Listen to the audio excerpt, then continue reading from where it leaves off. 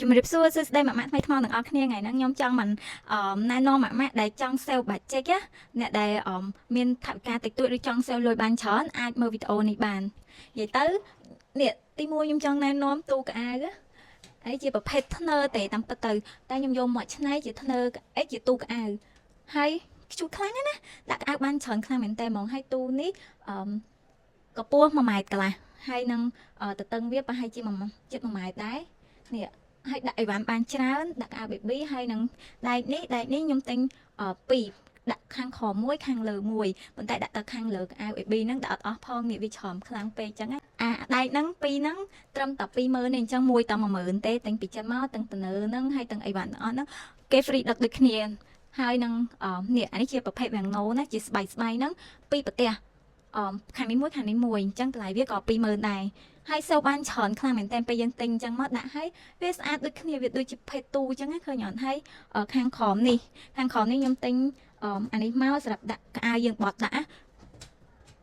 ស្អាតដូចគ្នាអញ្ចឹងនេះម៉ាក់អាចសូវបានជាមួយខ្ញុំថតឲ្យចិត្តឲ្យមើលនេះខាងនេះជាប្រភេទខាងលើយើងដាក់កៅអៅបានដាក់អីបានអញ្ចឹងនេះយើងដាក់ចឹងមកដាក់អីបានច្រើនខ្លាំងហើយអានេះជាន់ទី2ក៏មានដែកនឹងដែរហើយនឹងមានអានេះខ្ញុំដាក់ទិញវាមកឈុតមកសម្រាប់ដាក់អីវ៉ាន់បែបចេះដាក់មានកសែងមានអីចឹងកសែងជូតមាត់ baby អីចឹងដូចគ្នាយើងបត់ដាក់ចឹងមកស្អាតដូចគ្នា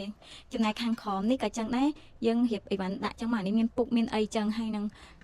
តែកាងថែមទៀតខ្ញុំដាក់បែបហ្នឹងណាហើយសេលលុយបានច្រើនខ្លាំងហើយធំទូលាយខ្លាំងមែនតើពេលយើងឈប់ហើយយើងបិទចេះមកនេះយើងរូតចេះ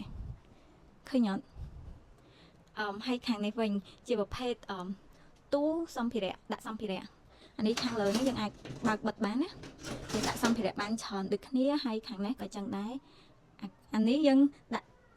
ម៉ាស៊ីនលាងដបហើយអានេះជា UV ខ្ញុំដាក់អញ្ចឹងទៅហើយយើងអាចលាងយើងអាចឆុងទឹកដោះគោអីនៅលើនឹងបានដូចគ្នាហើយផ្នែកខាងក្រោមជាប្រភេទបែបនេះយើងបើកជាប្រភេទទូមកយើងអាចដាក់ខោទឹកនោមស្តុកអីវ៉ាន់បានណាហើយមានសាប៊ូមានអីនិយាយទៅសូវលុយបានខ្លាំងមែនតើហើយទូនេះតម្លៃត្រឹមតែ30រៀលទេ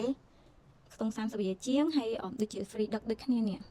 និយាយទៅនិយាយលេងសើចអីពីទូហ្នឹងសូវលុយបានច្រើនខ្លាំងណាអានេះបើសិនជាយើងទិញជាប្រភេទទូកៅអៅក៏អស់ច្រើនដែរហើយ